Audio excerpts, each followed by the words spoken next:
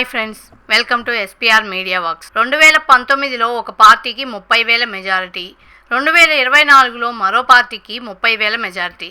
కేవలం 5 ఏళ్లలో పామరు తీర్పు పూర్తిగా తిరగబడింది.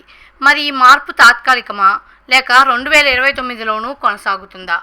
ఈ నేపథ్యంలో మా ఛానల్ ప్రిపేర్ చేసిన 2026 పొలిటికల్ అనాలిసిస్ని ఈ వీడియోలో మీకు అందిస్తున్నాం.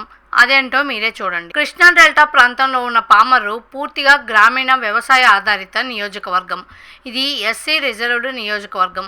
పామర్రు, మొవ్వ, పమిడిముక్కల, తోట్లవల్లూరు, పెదపారుపూడి మండలాలు ఈ నియోజకవర్గంలో ఉన్నాయి. వరి సాగు, కాలువల ద్వారా సాగునీరు, ధాన్యం కొనుగోలు, పంట ధరలు, వ్యవసాయ ఖర్చులు ఇక్కడ ప్రజల ప్రధాన అంశాలు. ఎస్సీ బీసీ వర్గాలతో పాటు రైతులు, వ్యవసాయ కూలీలు, మహిళలు, యువత ఎన్నికల ఫలితాన్ని ప్రభావితం చేస్తారు. అందుకే పామరులో పార్టీ పేరుతో పాటు అభ్యర్థి అందుబాటు, సంక్షేమ పథకాలు, గ్రామస్థాయి నాయకత్వం కూడా చాలా కీలకం. 2019లో వైఎస్ఆర్సీపీ అభ్యర్థి కైలే అనిల్ కుమార్ గారు 88,547 ఓట్లు సాధించారు. టీడీపీ అభ్యర్థి ఉప్పులేటి కల్పన గారు 57,674 ఓట్లు పొందారు. దీంతో కైలే అనిల్ కుమార్ గారి 30,873 ఓట్ల భారీ మెజారిటీతో విజయం సాధించారు. అప్పట్లో జగన్ ప్రభావం, అధికార మార్పుపై ప్రజల్లో ఉన్న ఆకాంక్ష, సంక్షేమ హామీలు వైఎస్ఆర్సీపీకి అనుకూలంగా పనిచేశాయి. ముఖ్యంగా ఎస్సీ వర్గాలు, గ్రామీణ పేదలు, మహిళలు, సంక్షేమాన్ని ఆశించిన కుటుంబాల మద్దతు వైఎస్ఆర్సీపీ విజయానికి బలమైన పునాదిగా మారింది. కానీ ఆ విజయం 2024లో కొనసాగలేదు. 2024లో టీడీపీ అభ్యర్థి వర్ల కుమార్ రాజా గారు 94,189 ఓట్లు సాధించారు.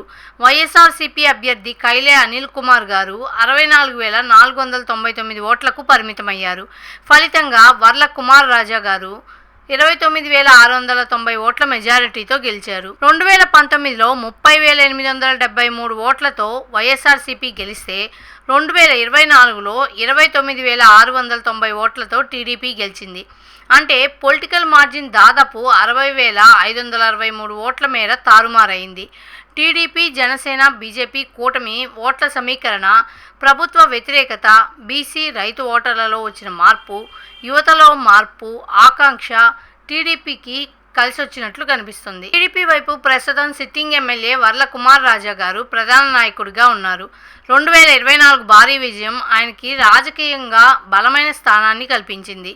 ప్రజలకు అందుబాటులో ఉండటం, గ్రామాల వారీగా సమస్యలను పరిష్కరించడం, ఇచ్చిన హామీల అమలు ఆయన భవిష్యత్తును నిర్ణయిస్తాయి.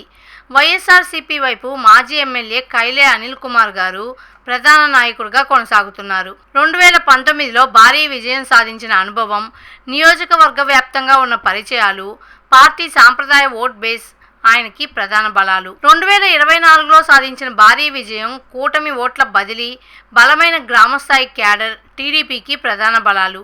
బీసీలు, రైతులు, యువతతో పాటు ఎస్సీ ఓటర్లలోనూ టీడీపీ చొచ్చుకుపోవడం కీలక పరిణామం.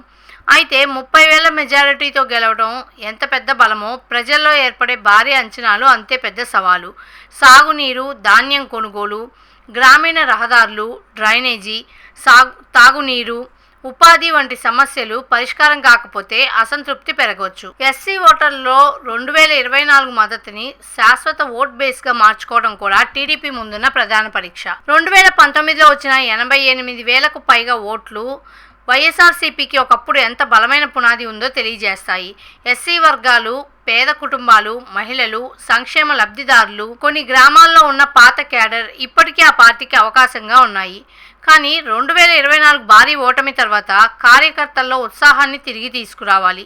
బూత్ స్థాయి వ్యవస్థను పునర్నిర్మించుకోవాలి. బీసీలు, రైతులు, యువతలో కోల్పోయిన మద్దతును తిరిగి పొందాలి.